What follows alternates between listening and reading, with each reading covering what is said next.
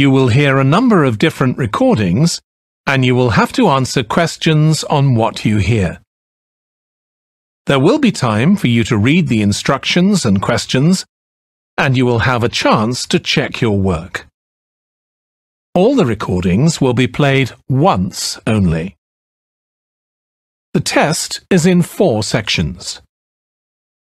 At the end of the test, you will be given 10 minutes to transfer your answers to an answer sheet. Now turn to Section 1. Section 1. You will hear a conversation between a rental agent, whose name is Chase, and Brooke, who is looking for accommodation. First, you have some time to look at questions 1 to 4.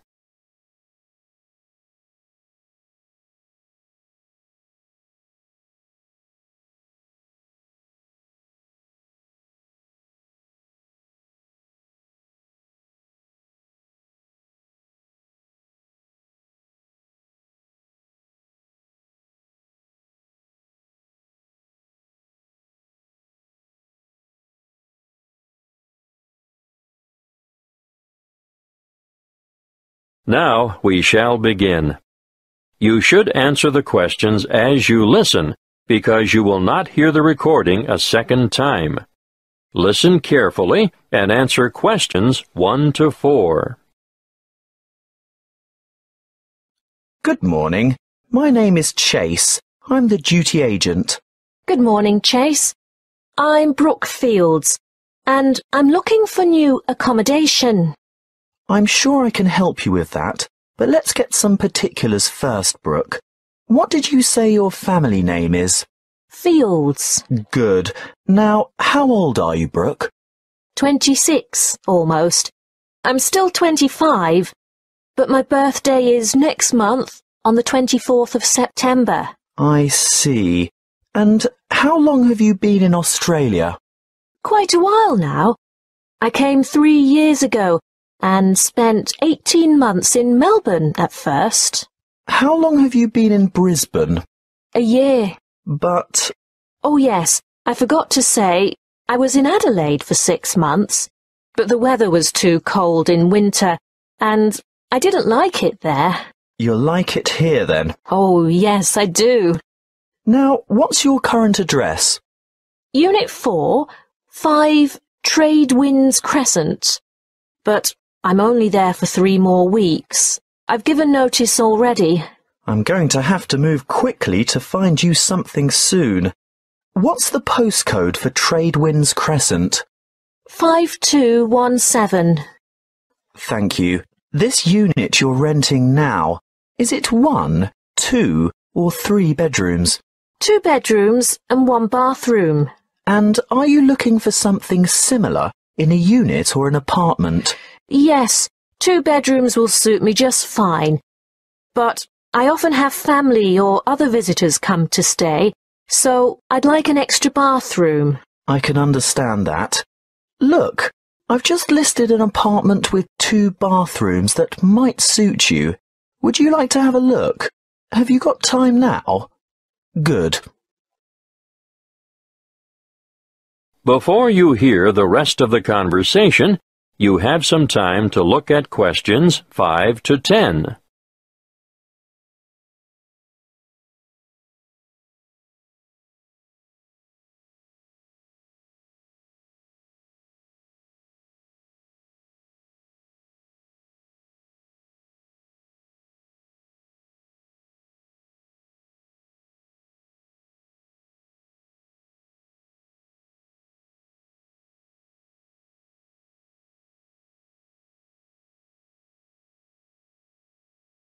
Now listen and answer questions 5 to 10.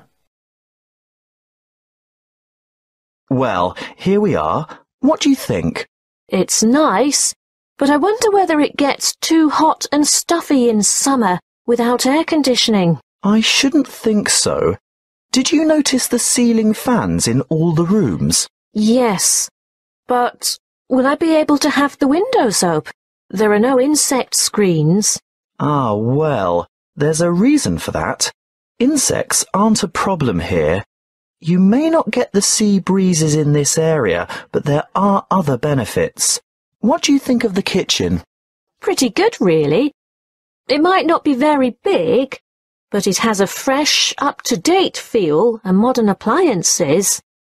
I just love this cute little pantry too. The landlord has recently done all the floors. Do you like the carpet in the bedrooms? Oh, yes, I do. A good neutral colour. I especially like the living room. The polished timber floors are lovely.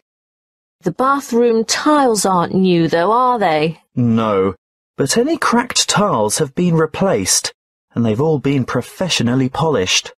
Anyway, I'm glad you like the apartment. I think I know why. The owner is an interior decorator. Oh, that explains it. But there's just one problem, though. What's that? The rent is $300 a week. That's a bit more than I have been paying. Well, this is a better area than where you've been living, and the apartment is beautifully appointed. Yes, but $280 is my budget, really. And how am I going to raise 4 weeks' rent for the bond? That's $1,200. Well, that could be negotiable. I'll talk to the landlord and see how he feels. He might consider taking 3 weeks instead. By the way, could you sign a long-term lease? No worries. I've just started a new job in the city, so I'll be around for quite a few years, I hope. Well, that's great. Is your salary direct credited to your bank account? Yes, of course. So it won't be a problem to set up the same system for regular rental payments? I suppose. But I paid my last landlord by cheque or sometimes cash. Well, our agency only accepts electronic methods of payment. It's more secure and it keeps the bookwork nice and tidy. Yes, I see. Well, think it over, but you'll have to be quick. A property like this will be snapped up in no time. Oh, one more thing. It's a bit unusual in this day and age where tenants are expected to cover all the utility bills, like power, telephone and internet, but for some reason the water is bulk billed to the whole apartment block, so the charge for that is included in the rent. Well, that's a bonus, I guess. That is the end of Section 1. You now have half a minute to check your answers.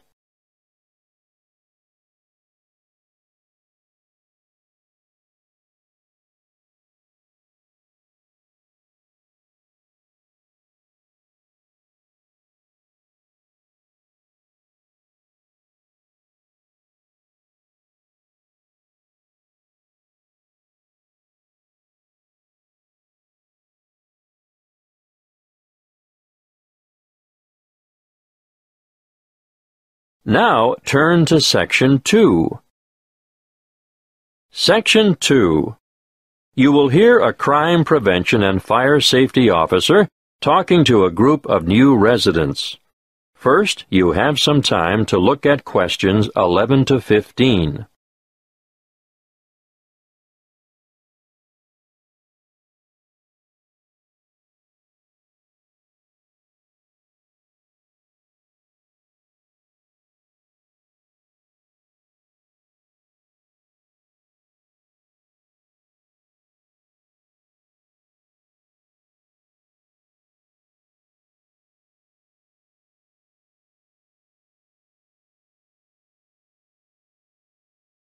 Listen carefully and answer questions 11 to 15.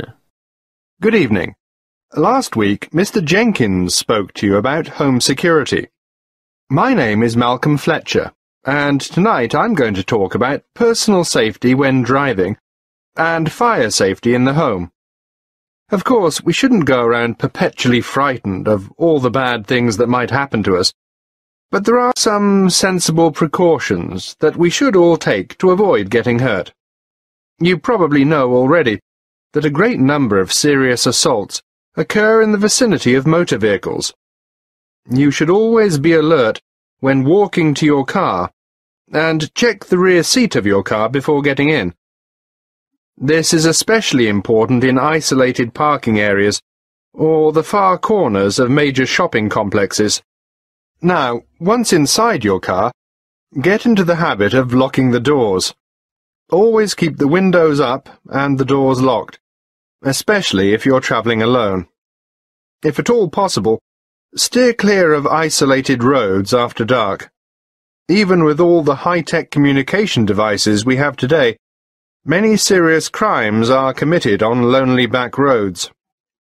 Make sure your vehicle is mechanically sound, and ensure you have adequate fuel in the tank at all times. If your vehicle does break down in a lonely spot, lift the bonnet and then lock yourself inside the car and call for help on your mobile phone. Never, under any circumstances, leave your vehicle and go with a stranger to seek help. It is better to wait for the police or some other emergency vehicle to stop and offer assistance. Of course, you should never pick up a hitchhiker. Some of the most serious crimes committed in this country have been a direct result of this foolish practice. If you think you're being followed by someone in another vehicle, ideally you should drive to the nearest police station. But if there isn't one within easy reach, drive to the nearest open service station or shop, or the nearest occupied house. Now, we are lucky enough to have a police station in this area. Do any of you know where it is? Look at this map on the screen, and I'll show you how to get to it from the community centre where you are now. Then, when you get home, you can work out how to get there from other directions. From the community centre, go along Bayview Street toward Maiden Avenue. At the roundabout, take the second exit onto Lee Street. Go past the medical clinic, and at the next roundabout, take the first exit onto Moore Street. You should continue on Moore Street until you have passed the little block of shops on the left and the church on the right. Stay on Moore Street until you go over the bridge, and then turn right into Canal Street. You'll find the police station on the corner of Canal Street and Cockleshell Court. Before you hear the rest of the talk, you have some time to look at questions 16 to 20.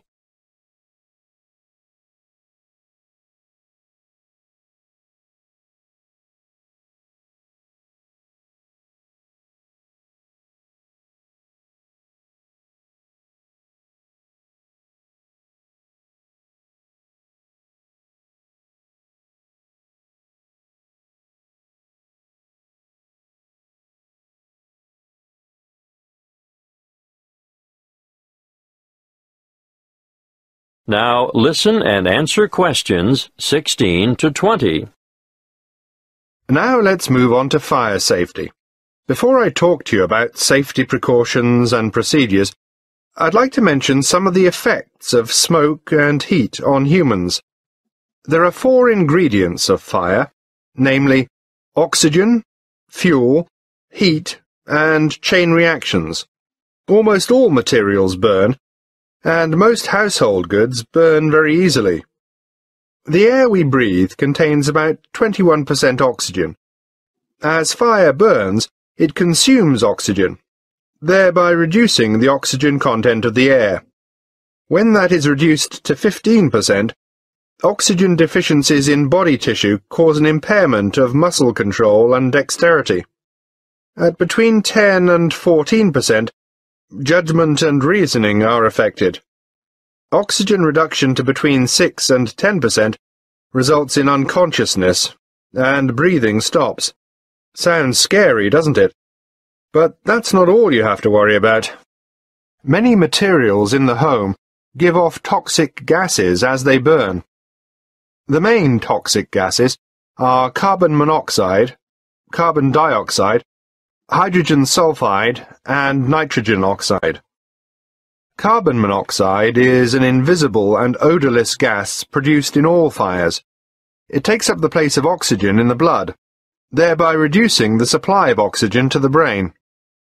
The effect of carbon dioxide is to increase the heart rate and stimulate the rate of breathing, causing an increase in the intake of other toxic gases, which contributes to, amongst other symptoms, serious oxygen deprivation. Hydrogen sulfide, on the other hand, affects the nervous system, causing dizziness and pain in the respiratory system. It does occur naturally in volcanic gases and hot springs, and it also results from the bacterial breakdown of organic matter. You're probably familiar with it. You know, it has that characteristic odour of rotten eggs. But make no mistake, in large concentrations, it's deadly. Lastly, nitrogen oxide is another extremely poisonous gas at high levels of concentration, which deadens feeling in the throat and lungs, causes swelling in the throat, and a build-up of fluids in the lungs. That is the end of Section 2. You now have half a minute to check your answers.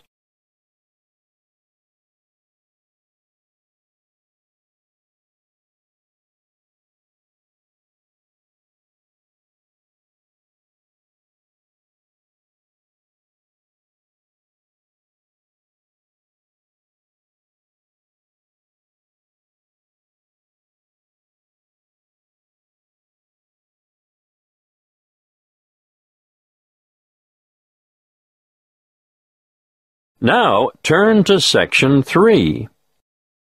Section 3. You will hear a conversation between a thesis supervisor and a student who is preparing for postgraduate study. First, you have some time to look at questions 21 to 27.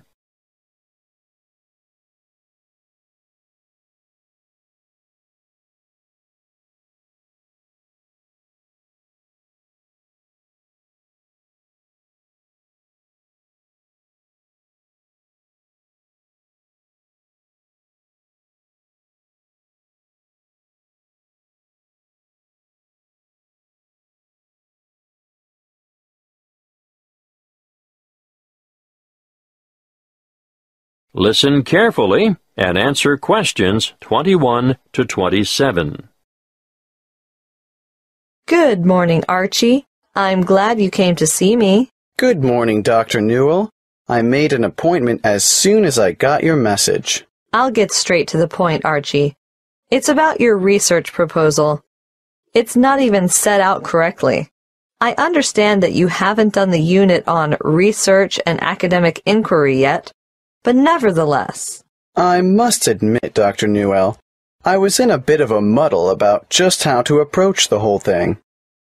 Well, start a new page in your notebook and listen carefully. I'll run through it with you briefly. I'd really appreciate that. Right. Well, for a start, where's your title? I don't think we can consider all this rambling at the top of the page. A convincing title. It should be descriptive but concise. You can even omit the preamble, an investigation of. Okay, a clear and compelling title. Well, let's move on to the abstract. Yeah, I'm not really sure I know what that is. It's the aim of your investigation. Yours is only a relatively short dissertation, but you'll still have to include the research question, the rationale for the research, the methods you'll use, and what you expect the main findings to be. But I don't know what I'll find, because I haven't done the research yet. But you must have some idea. Well, yes, but the results could be quite different. That isn't a problem. That's what research is all about. Now, moving on, some people have an introduction, and others just combine it with a literature review. In your case, I'd probably suggest you just go with a literature review. This is where I note down the books and articles that are related to my field of study, right? Well, it's a little more than that. You have to evaluate the relevant literature and be able to show how your research fits into a certain area. So I write down the titles of the published material that has a similar theory to mine. Yes, but you should demonstrate how your theory is different from others as well. That's an awful lot of reading. Precisely. What you have at the moment is woefully inadequate. I guess I need to spend my summer vacation in the library. Yes, that's not a bad idea. But let's move on, shall we? There's more? Yes, your next section should be methodology. I know that means methods, but I'm a bit stuck here. This is your work plan. This is where you summarize your data collection process. Like, who will take part? Yes, your participants, how you'll get your samples, and most importantly, how you'll measure your samples. So that unit on validity and reliability will finally come in useful. Yes, but you'll also have to consider how you'll plan to proceed. Got that. Then what? Discussion is the next heading. What do I discuss? Potential outcomes. You must be able to show what significance your findings will have and how you plan to use them. Also, I think I should mention, this is the section where you'll state any limitations or weaknesses that your research might have. There might be a few of those. Well, that's it in a nutshell, really. There are more complex templates for research proposals, but I think this is enough considering the length of your dissertation. Oh, one more thing. Don't forget to include any ethical considerations there might be. Depending on what you have in mind for your participants, you may have to get approval from the ethics committee. I have to get their written consent, don't I? Yes, but you will also explain how you're going to protect their identity. Oh, fine. I think I can handle that. Thanks very much, Dr. Newell. Before you hear the rest of the conversation, you have some time to look at questions 28 to 30.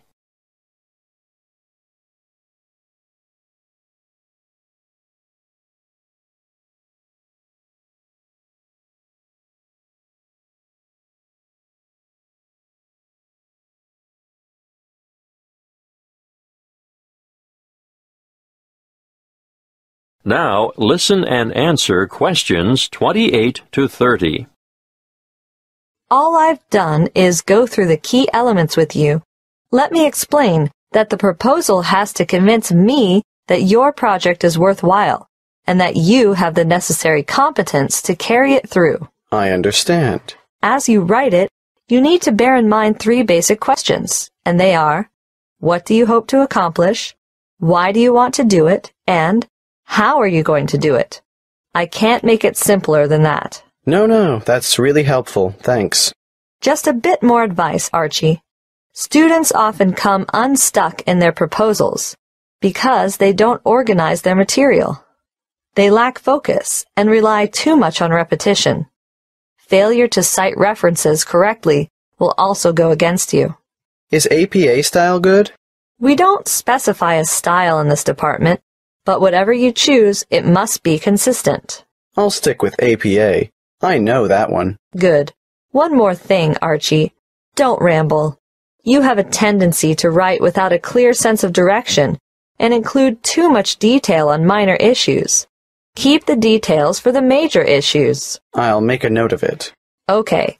Get the revised proposal in to me by next week, and I'll have another look at it before the break.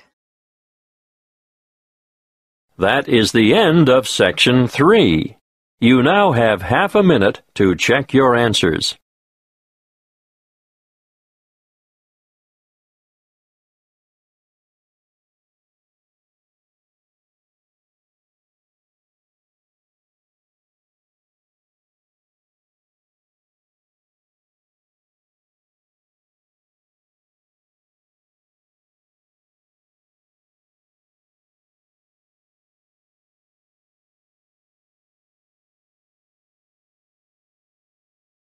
Now, turn to Section 4. Section 4. You will hear a talk on the topic of decision-making and problem-solving. First, you have some time to look at questions 31 to 40.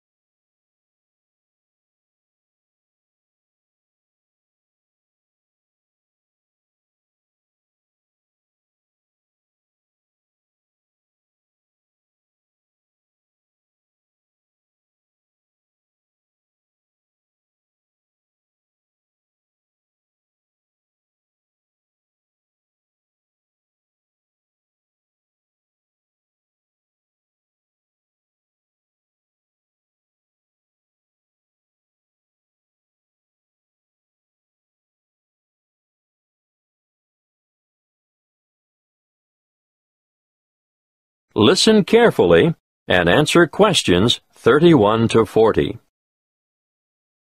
Good morning. Today, as part of your business management course, we're starting a unit on problem-solving skills and decision-making. Let's start with a powerful decision-making technique developed by Edward de Bono in his book 6 Thinking Hats, which you'll find on your required reading list. The method works by compelling you to move outside your habitual ways of thinking. Often, success in business results from rational, positive thinking, but these approaches, used in combination with quite different ones, will improve the overall quality of your decision-making. Now, each thinking hat has a different colour and represents a different style of thinking. Let's start with the white hat. When you're wearing the white hat, you look at the information you have. You look at historical trends and try to analyse them. And you take account of gaps in your knowledge and try to fill them. On the other hand, if you're wearing the red hat, you listen to your gut reaction and instincts. You also try to imagine the intuitive response that other people might have. How would other people, who are unaware of your reasoning and all the facts at your disposal, react? That brings us to the black hat next. Black hat thinking, as its name suggests, is cautious and defensive, and you examine why something might not work. It all sounds very negative, but it is essential to know what the weak points in a plan of action might be. It permits you to alter your approach, eliminate problems, or at least be ready with contingency plans if the worst happens.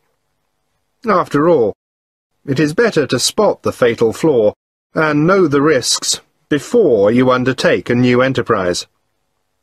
The opposite viewpoint, of course, comes with the yellow hat. It helps you to continue when the outlook is gloomy or the problems seem insurmountable. Think positively, and you'll see all the advantages and values of the decision, and all the opportunities it brings. Let's look at what the green hat has to offer now.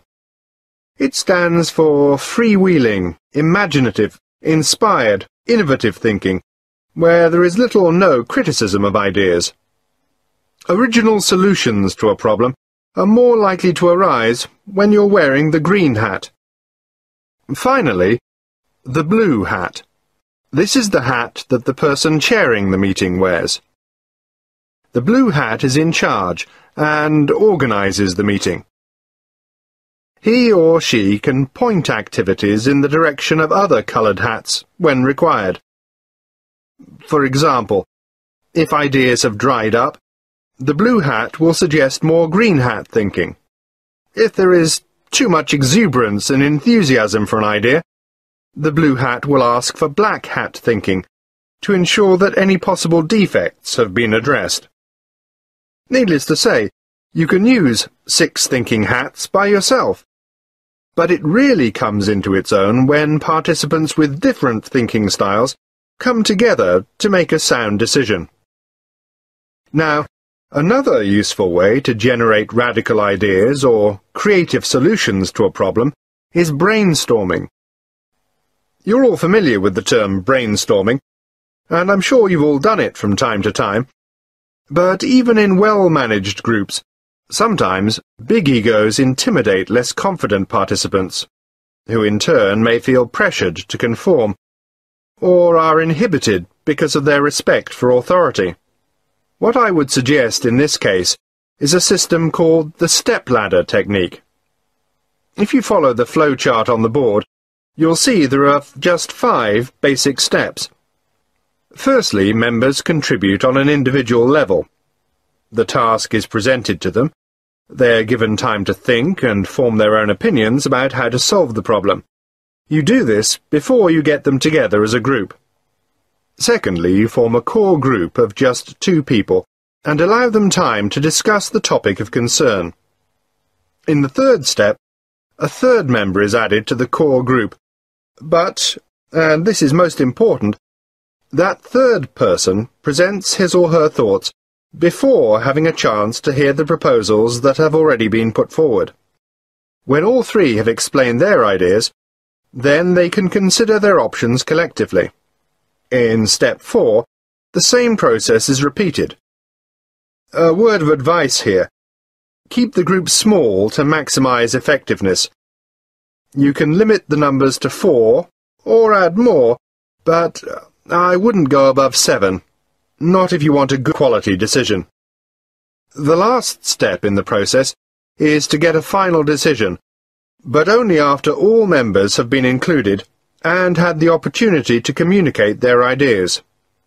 The main benefit of this step-by-step method is to give even the most diffident and quietest people the chance to share their ideas before they can be influenced by others. That is the end of Section 4. You now have half a minute to check your answers.